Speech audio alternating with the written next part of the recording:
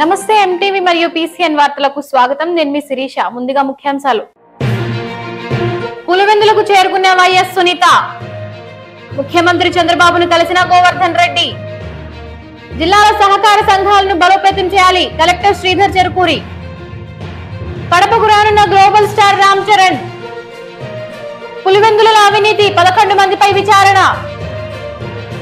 Panel స్పీకర్ల జాబితాలో కడప జిల్లా ఎమ్మెల్యేలు. ప్రొద్దుటూరు పోలీసులకు రాచమల్లు ఫిర్యాదు. కడప జిల్లాలో భారీ వర్షంలోనూ సజావుగా సాగిన ఆర్మీ ర్యాలీ. వైఎస్ వివేకానందరెడ్డి కుమార్తె సునీత పులివెందుల చేరుకున్నారు. వైసీపీ సోషల్ మీడియాలో తనతో పాటు ఆమె చెల్లెలు వైఎస్ షర్మిల, తల్లి వైఎస్ విజయమ్మపై పెట్టిన పోస్టులపై ఫిర్యాదు చేయడానికి డీఎస్పీని కలిసేందుకు ఎదురు చూస్తున్నారు. గతంలో సోషల్ మీడియా పోస్టులపై హైదరాబాద్ లో ఫిర్యాదు చేసిన సునీత తాజాగా ఇక్కడ ఫిర్యాదు చేస్తే విచారణ చేస్తామన్న కర్నూలు రేంజ్ డీఐజీ ప్రవీణ్ ప్రకటనతో పులివెందులు వచ్చారు. ముఖ్యమంత్రి చంద్రబాబును కడపకు చెందిన టీడీపీ నేత రాష్ట్ర కార్యనిర్వాహక కార్యదర్శి గోవర్ధన్ రెడ్డి కలిశారు. ఈ రోజు అసెంబ్లీలో చంద్రబాబును కలిసి జిల్లాలోని రాజకీయ పరిస్థితుల గురించి ముఖ్యమంత్రికి వివరించి జిల్లా రాజకీయాల గురించి కులంకుషంగా నివేదికను అందజేశారు. కడప జిల్లాలో సహకార సంఘాలను బలోపేతం చేయడంలో మరింత కృషి చేయాలని సహకార అభివృద్ధి కమిటీ సభ్యులను కలెక్టర్ డాక్టర్ శ్రీధర్ చెరుకూరి ఆదేశించారు. కలెక్టరేట్ లో కలెక్టర్ అధ్యక్షతన సహకార సంఘాల అభివృద్ధి కమిటీ సమావేశం నిర్వహించారు. సహకార బ్యాంకుల్లో స్వయం సహాయక సంఘాల ఆర్థిక అభివృద్ధికి సహకారం అందించాలన్నారు. రైతు సంఘాలకు అన్ని విధాల ప్రోత్సాహం అందించాలన్నారు. టీడీపీ నేత సుగవాసి వర్గీయులతో తనకు ప్రాణహాని ఉందని అదే పార్టీకి చెందిన టీఎన్ఎస్ఎఫ్ పార్లమెంట్ అధ్యక్షుడు పోలి శివకుమార్ ఆరోపించారు.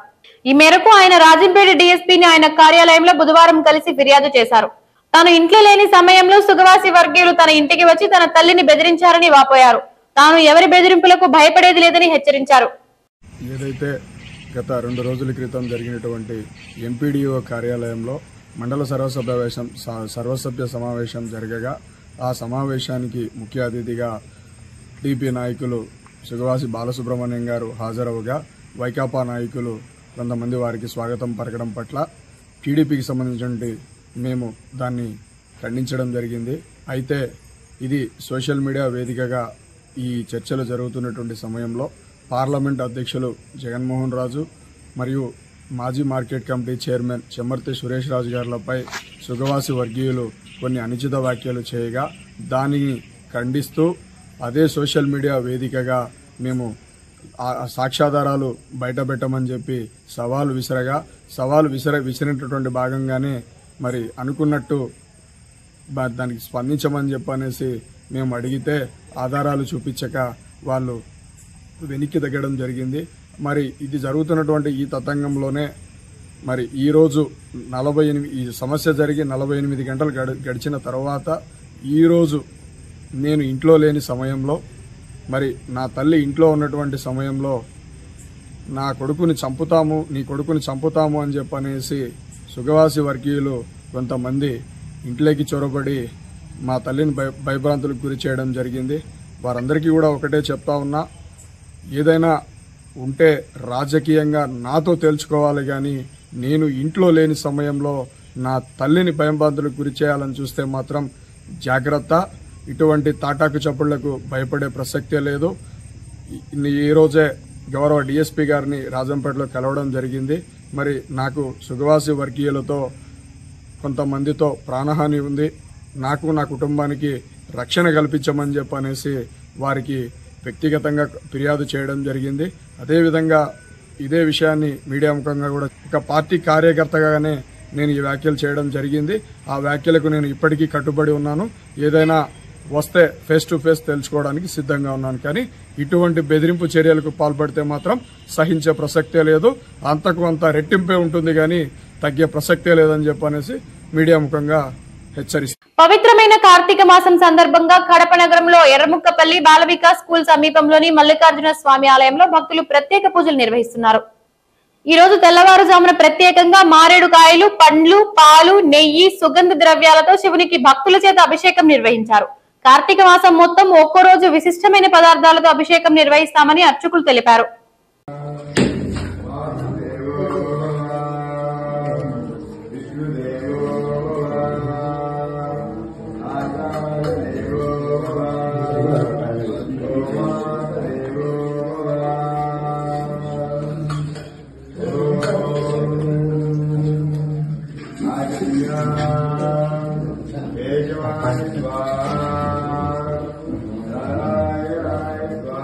పాలాభిషేకం చేయాలా?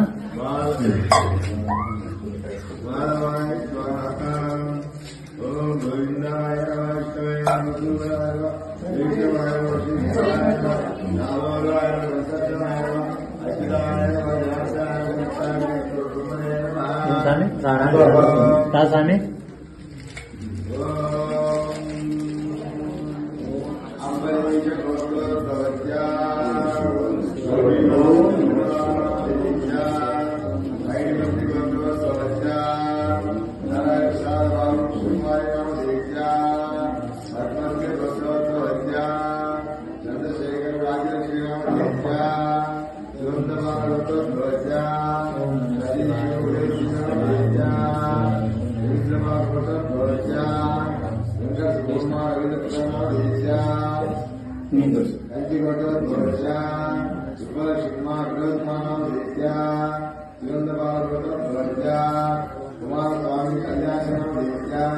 పర్యావరణానికి ఎలాంటి అంతరాయం లేకుండా నిబంధనలకు లోబడి కడప ఎయిర్పోర్ట్ నూతన భవన నిర్మాణ పనులను చేపట్టేందుకు అన్ని రకాల భద్రతా చర్యలు తీసుకోవాలని కడప కలెక్టర్ డాక్టర్ శ్రీధర్ చెరుకూరి నిర్మాణ ఏజెన్సీలను ఆదేశించారు.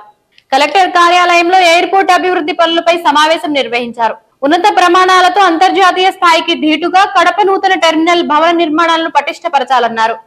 ప్రముఖ సినీ నటుడు గ్లోబల్ స్టార్ రామ్ చరణ్ ఈ నెల 18న కడపకు రానున్నట్లు తెలుస్తోంది. కడపలో ప్రాచీనమైన అమీన్ పీర్ దర్గాలో నిర్వహించే ముషాయిరా కార్యక్రమానికి వస్తున్నట్లు సమాచారం.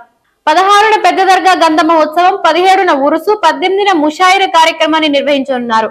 ప్రతి ఏడాది ముషాయిరా కార్యక్రమానికి ఒక అతిథి రావడం ఆనవాయితీ. ఇందుకు సంబంధించి పూర్తి వివరాలు తెలియాల్సి ఉంది. పులివెందులలో 7 ఏళ్ల క్రితం జరిగిన అవినీతిపై తిరిగి విచారణ మొదలైంది. పులివెందుల ఐసీడీఎస్ ప్రాజెక్టు పరిధిలో 8.71 లక్షల విలువైన బియ్యం, పప్పులు, ఆయిల్, ఇతర ఆహార పదార్థాలు దుర్వినియోగం చేశారని 2017లో గుర్తించారు. అప్పుడు షోకాజ్ నోటీసులు మినహా ఎలాంటి చర్యలు తీసుకోలేదు.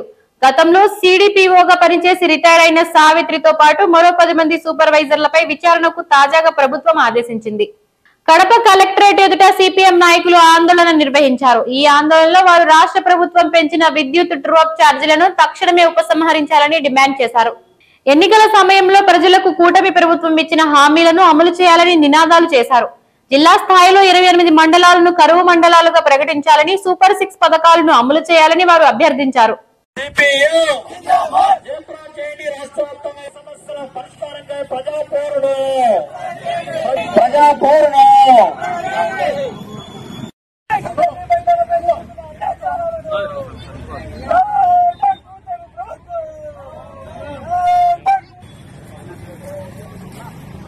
మిత్రులారా, ఈరోజు రాష్ట్ర కమిటీ పిలుపు మేరకు రాష్ట్ర వ్యాప్తంగా కడపలోని రిమ్స్ ఆసుపత్రిలో వర్ర రవీంద్రారెడ్డికి బుధవారం రాత్రి వైద్య పరీక్షలు నిర్వహించారు. విచారణ పేరుతో తనపై పోలీసులు చిత్రహింసలకు గురి చేశారని రవీంద్రారెడ్డి జడ్జి ముందు వాపోయారు. ఈ విషయంపై స్పందించిన జడ్జి రవీందర్ రెడ్డికి పూర్తి వైద్య పరీక్షలు నిర్వహించి నివేదిక అందించాలని సెంట్రల్ జైలు అధికారులను ఆదేశించారు.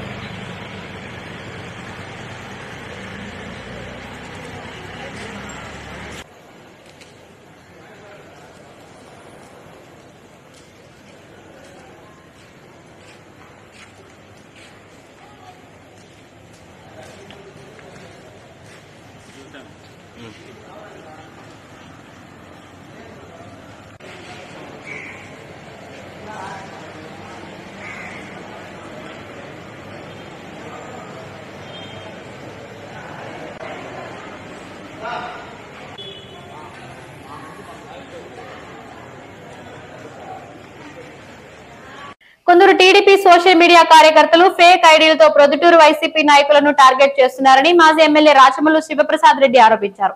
ఈ మేరకు ఆయన ప్రొద్దుటూరు 3వ పట్టణ పోలీస్ స్టేషన్ కు వెళ్లారు. సంబంధిత వ్యక్తులపై చర్యలు తీసుకోవాలని సిఐ గోవింద్ రెడ్డికి ఫిర్యాదులు చేశారు. వైసీపీ సభ్యులపై అసభ్యకరమైన పోస్టులు పెడుతున్న వారిపై చర్యలు తీసుకోవాలని విజ్ఞప్తి చేశారు.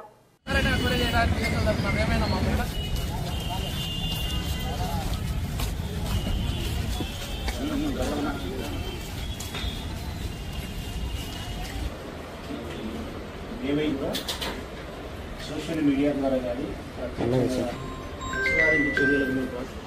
తెలుగుదేశం పార్టీ వాళ్ళైనా సరే మా వాళ్ళని ఎవరు పెట్టిన ఈవెంట్తో నేను చేసినా కూడా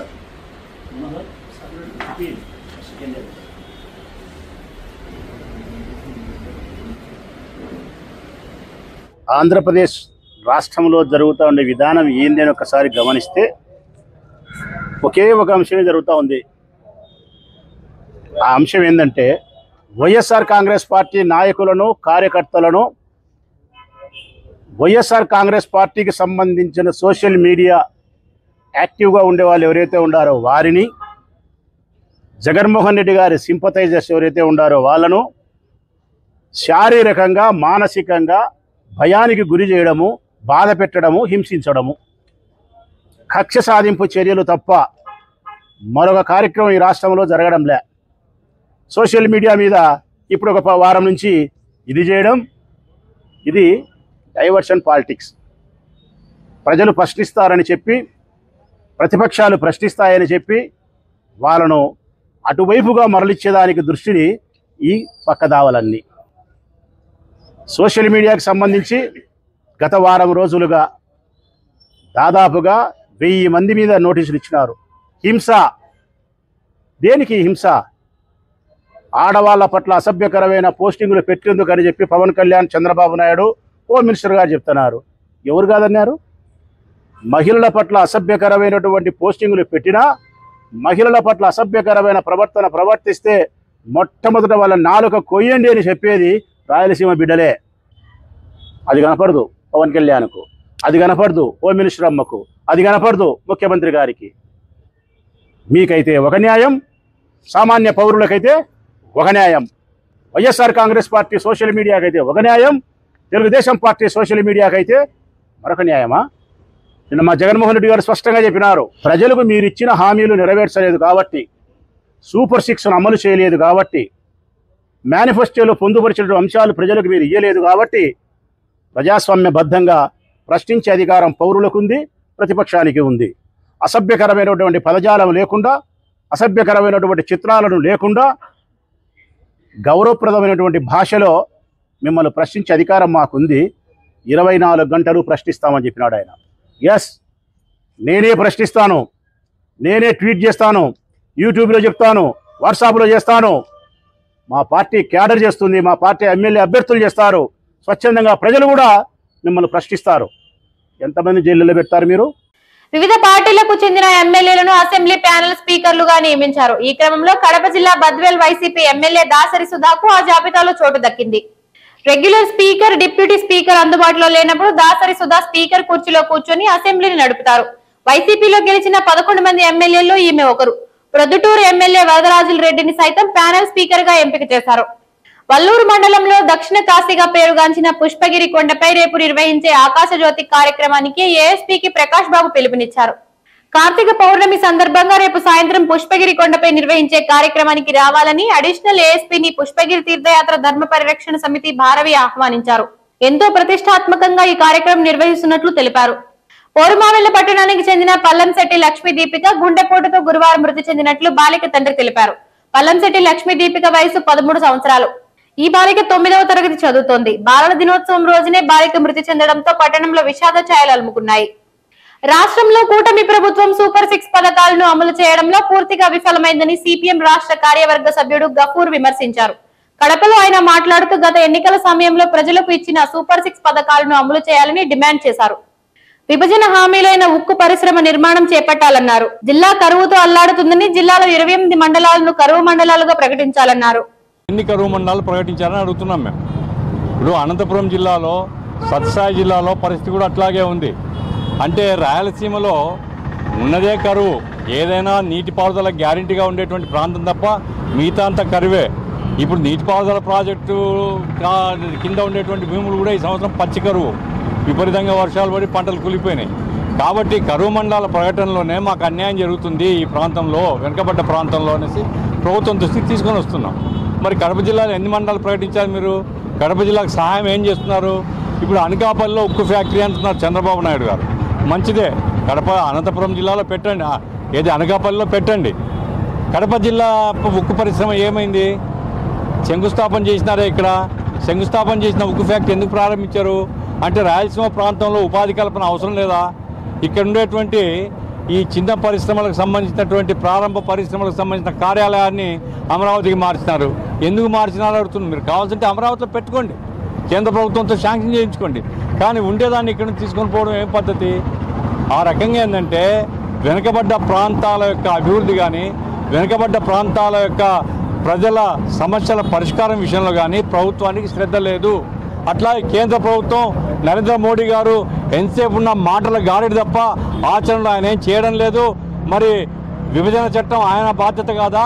కేంద్ర ప్రభుత్వం చట్టం అది. మరి మోడీ గారికి బాధ్యత లేదా? బీజేపీకి బాధ్యత లేదా? రాయలసీమ డిక్లరేషన్ ప్రకటించారే, రాయలసీమ డిక్లరేషన్ అమలు చేయరా వాళ్ళు? మరి ఈ ప్రాంతంలో ఉక్కు పరిశ్రమ మరి కేంద్రం పెడుతుందా, రాష్ట్రం పెడుతుందా, మీ ఇద్దరు కలిసి పెడతారా? చర్చించుకోండి. అట్లాగే ఈ ప్రాంతంలో ఉండేటువంటి వెనుకబాటును పోగొట్టడానికి నిరుద్యోగం కానీ, అట్లాగే నిరక్షరాస్యత కానీ, అట్లాగే ఉపాధి అవకాశాలు లేకుండా ఉండే పరిస్థితి కానీ ఏమీ గమనించకుండా ఒకరు కేంద్రంలో ప్రధానమంత్రి, ఇంకో రాష్ట్రంలో ముఖ్యమంత్రి భజన చేసుకుంటూ కూర్చుంటే మా సమస్య ఎట్లా పరిష్కారం అవుతాయని అడగడం కోసమే ప్రజల తరఫున ఈ ధర్నా కార్యక్రమం మేము నిర్వహిస్తున్నాం. విద్యారంగ సమస్యల పరిష్కారానికి నెల 16 నుంచి 18 వరకు కడపలో జరిగే ఏఎస్ఎఫ్ జిల్లా మహాసభలు విజయవంతం చేయాలని జిల్లా కార్యదర్శి వలరాజు పిలుపునిచ్చారు. ఈ మేరకు కడప ప్రెస్ క్లబ్ వద్ద జిల్లా మహాసభలకు సంబంధించిన పోస్టర్ ఆవిష్కరించారు. జిల్లాలో, రాష్ట్రంలో విద్యాలయాల్లో నెలకొన్న సమస్యల పరిష్కారానికి చర్చించడానికి ఈ వేదిక ఉపయోగపడుతుందన్నారు. జిల్లాలో ఉన్న విశ్వవిద్యాలయాల్లో అవినీతి అక్రమాలపై చర్చిస్తామన్నారు.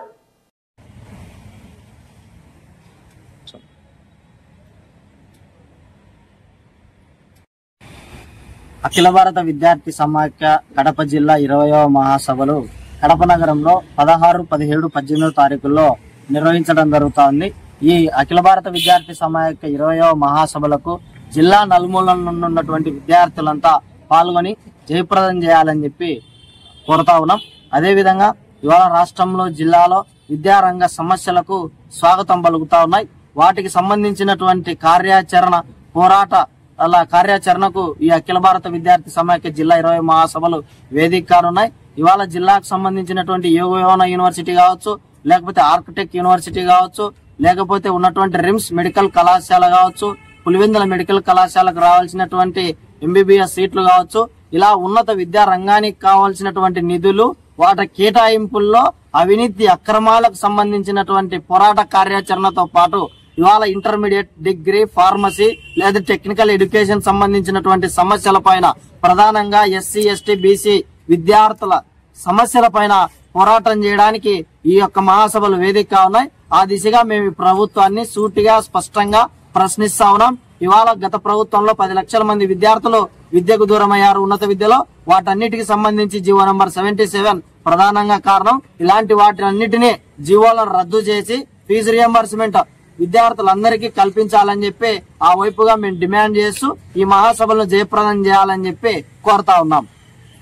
రాష్ట్ర వ్యాప్తంగా ఏర్పడిన అల్పపీడనం కారణంగా ఇవాళ జిల్లా వ్యాప్తంగా భారీ వర్షాలు కురుస్తున్నాయి. ఈ నేపథ్యంలో కడప డివిజన్ పరిధిలో మండలాల వారీగా వర్షపాత వివరాలు తెలిపారు. ఖాజీపేట 3.6 మిల్లీమీటర్లు, వల్లూరు 1.4, చెన్నూరు 1.2, ఒంటిమిట్ట 15.8, సిద్ధవటం 12.4, కడప 3.0, చింతకొమ్మ దిన్నె 4.8 మిల్లీమీటర్ల వర్షపాతం నమోదు కాగా కమలాపురం, పెళ్లిమర్రి మండలాల్లో ఎటువంటి వర్షం పడలేదన్నారు.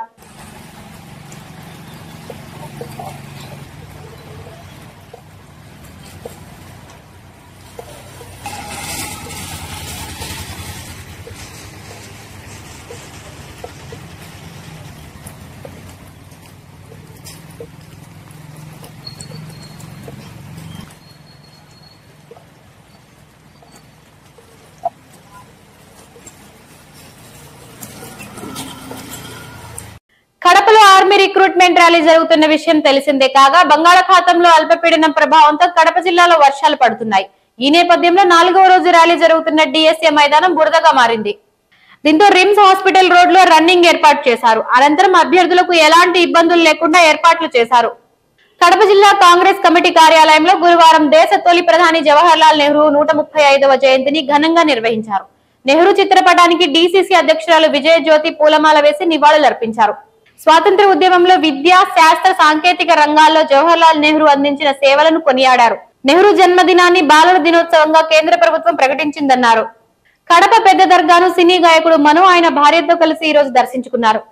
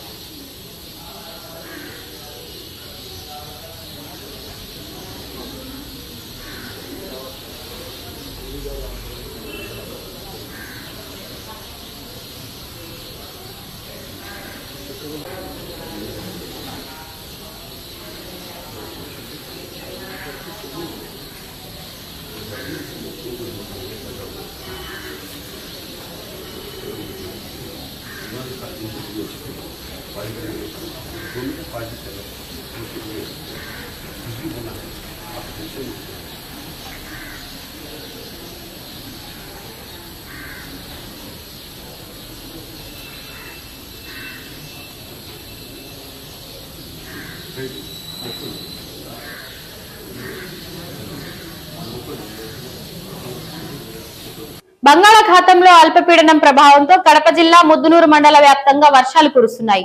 రేపు, ఎల్లుండి భారీ వర్షాలు కురిసే అవకాశం ఉందని విపత్తు నిర్వహణ సంస్థ హెచ్చరించింది.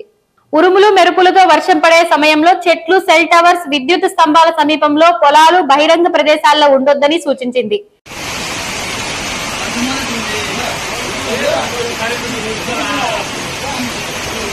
నందులూరు పోలీస్ స్టేషన్ లో వైసీపీ సోషల్ మీడియా యాక్టివిస్ట్ వర Ravindra Reddy, Sajjala Bhargav Reddy, Sirigiri Arjun రెడ్డిలపై SC, ST, IT చట్టాల కింద కేసు నమోదైంది. సోషల్ మీడియా వేదికగా నారా లోకేష్, పవన్ కళ్యాణ్ పై అనుచిత వ్యాఖ్యలు చేసినందుకు గాను సిద్ధవటం మండలానికి చెందిన వాకమల్ల వెంకటాద్రి ఫిర్యాదు మేరకు వీరిపై కేసు నమోదు చేశారు. ఇప్పటికే ఉమ్మడి కడప జిల్లాలో వీరిపై 20 కేసులు నమోదయ్యాయి. ప్రొద్దుటూరులో అధికార ప్రతిపక్ష పార్టీలు కలిసిపోయి ఇద్దరు డ్రామాలు ఆడుతున్నారని కాంగ్రెస్ పార్టీ కోఆర్డినేటర్ ఇర్ఫాన్ బాషా ఆరోపించారు. గురువారం ఆయన ప్రొద్దుటూరులో మాట్లాడుతూ పట్టణంలో కీలకమైన అభివృద్ధి జరిగిందంటే అది కాంగ్రెస్ హయాంలోనే జరిగిందన్నారు. జిల్లా ఆసుపత్రి, రింగ్ రోడ్డు, పాలిటెక్నిక్ కాలేజీ ఇతర ప్రధానమైన అభివృద్ధి జరిగిందని, తిరిగి కాంగ్రెస్ వస్తేనే అభివృద్ధి సాధ్యమవుతుందని చెప్పారు. నేను ప్రొద్దుటూరు ప్రజలకు తెలియజేయడం ఏమనగా, మనకు ఇంతవరకు ప్రొద్దుటూరు నియోజకవర్గంలో చాలా అభివృద్ధి పనులు జరిగినాయి. అందులో మనం గమనించాల్సిన విషయం ఏంటంటే, ఈ అభివృద్ధి అంతా కేవలం కాంగ్రెస్ పార్టీతోనే సాధ్యమైంది. గతంలో రాజశేఖర రెడ్డి గారి హయాంలో, అలాగే కాంగ్రెస్ పార్టీ కేంద్రంలో ఇటు రాష్ట్రంలో ఉన్నప్పుడు మన ప్రొద్దుటూరు పట్టణంలో చాలా అభివృద్ధి కార్యక్రమాలు జరిగినాయి. అవి గవర్నమెంట్ హాస్పిటల్ కావచ్చు, 100 పడగల గవర్నమెంట్ హాస్పిటల్ కావచ్చు, వెటర్నరీ కాలేజ్ కావచ్చు, పాలిటెక్నిక్ కాలేజ్ హోదా కావచ్చు, అలాగే రింగ్ రోడ్డు కావచ్చు, నూతన R&B బిల్డింగ్ కావచ్చు, అలాగే నూతన మున్సిపల్ బిల్డింగ్ కావచ్చు, ఇలాగా అనేక అభివృద్ధి పనులు జరిగినాయి. కానీ కాంగ్రెస్ పార్టీ అధికారం కోల్పోయిన తర్వాత రాష్ట్రానికి మరీ ముఖ్యంగా ప్రొద్దుటూరు నియోజకవర్గానికి ఎటువంటి అభివృద్ధి లేదు. గతంలో చూసుకున్నట్లయితే ఎవరికి వారు వాళ్ళకి ఇష్టం వచ్చినట్టు అభివృద్ధి చేసుకుంటా పోవడం జరుగుతుంది. ఈరోజు ప్రధానంగా ప్రొద్దుటూరులో పారిశుద్ధ్య సమస్య ఉంది, దోమల సమస్య ఉంది, ట్రాఫిక్ సమస్య ఉంది. అలాగే అక్రమ నిర్మాణాల వల్ల రోడ్లు చిన్నవైపోయినాయి, కాలువలు చిన్నవైపోయినాయి. దీనివల్ల ట్రాఫిక్ సమస్య మరియు అలాగే పారిశుద్ధ్య సమస్య కూడా చాలా ఉంది. కానీ ఇప్పటి వరకు గత 10-15 ఏళ్లలో ఎటువంటి అభివృద్ధి లేకుండా కేవలం వాళ్ళ ఇష్టానుసారం ఈరోజు అభివృద్ధి చేయడం జరిగింది. ప్రొద్దుటూరులో 100 కోట్లు ఖర్చు చేసినారు, కానీ ఫలితం శూన్యం. వర్షం పడితే శివాలయం సెంటర్ కానీ గాంధీ రోడ్ కానీ నీటిమయం అవుతాయి. 3 అడుగులు 4 అడుగులు నీళ్లు వస్తున్నాయి. ఈరోజు అభివృద్ధి ఏం చేశారు? ఎన్నికల ముందు ఇప్పుడు ఉండబడిన ప్రెసిడెంట్ ఎమ్మెల్యే గారు కానీ అనేక అభియోగాలు చేశారు వైఎస్ఆర్ కాంగ్రెస్ పార్టీ మీద, అలాగే వైఎస్ఆర్ కాంగ్రెస్ పార్టీ నాయకుల మీద. నేను నీకు కొట్టినట్టు నేను నటిస్తాను, నువ్వు ఏడ్చినట్టు నటించనే చందానం ఉంది ఇదంతా. రాజమౌళి శివప్రసాద్ రెడ్డి గారు ఏమంటారు? ఒక చట్టం తీసుకురావాలా, ఏదన్నా పార్టీ హామీలు ఇచ్చి ఆ హామీలు నెరవేర్చకుంటే ఆ ప్రభుత్వాన్ని రద్దు చేయాలా, ఇంకొకసారి ఎలక్షన్ కంటెస్ట్ చేయకుండా చేయాలనుకుంటారు. నేను ఈ సందర్భంగా మాజీ ఎమ్మెల్యే రాజమౌళి శివప్రసాద్ రెడ్డి గారిని నేను సవాల్ చేస్తా ఉన్నాను. ఇదే చట్టంలో ఇంకొక అంశాన్ని కూడా పొందుపరిచే మాట మీరు మాట్లాడగలుగుతారా? ఒకవేళ అసెంబ్లీకి పోని ఎడల ఎమ్మెల్యేలు వాళ్ళకు వచ్చే జీతభత్యాలు దాదాపుగా 2 నుంచి 3 లక్షల మధ్యలో వాళ్ళకు ప్రతి ఎమ్మెల్యేకి జీతభత్యాలు వస్తాయి. అది కూడా మీరు అనర్హులు అని చెప్పి మీరు అది కూడా పొందుపరచాలని చెప్పి ఈ సందర్భంగా నేను డిమాండ్ చేస్తా ఉన్నాను. అలాగే ఇప్పుడు ఈ 11 మంది వైఎస్ఆర్ కాంగ్రెస్ పార్టీ ఎమ్మెల్యేలు వాళ్ళ అసెంబ్లీకి వెళ్ళట్లేదు. అలాంటప్పుడు వాళ్ళకు ప్రజా డబ్బు వీళ్ళకు ఆ జీతాలు తీసుకునే అర్హత కూడా లేదు. వైఎస్ షర్మిలారెడ్డి గారి ఆధ్వర్యంలో మేము ప్రతి నియోజకవర్గంలో ప్రతి సమస్య మీద మేము మా గొంతుగా వినిపిస్తాం. మాకు హోదాలతో మాకు పదవులతో అవసరం లేదు. మేము ఖచ్చితంగా ప్రజల పక్షాన్ని నిలబడతాం. ప్రజల సమస్యల గురించి మేము మాట్లాడతాం. ఎంతవరకైనా వెళ్తాం. మేము భయపడేదే లేదు. ప్రజా సమస్యలు అది పరిష్కరించడానికే ఎల్లవేళలా ప్రొద్దుటూరు కాంగ్రెస్ పార్టీ ఉంటుందని చెప్పి ఈ సందర్భంగా తెలియజేస్తా ఉన్నాను. ఈ వార్తలు ఇంతటితో సమాప్తం. తిరిగి రేపు ప్రసారమయ్యే వార్తల్లో మళ్ళీ కలుద్దాం. అంతవరకు సెలవు.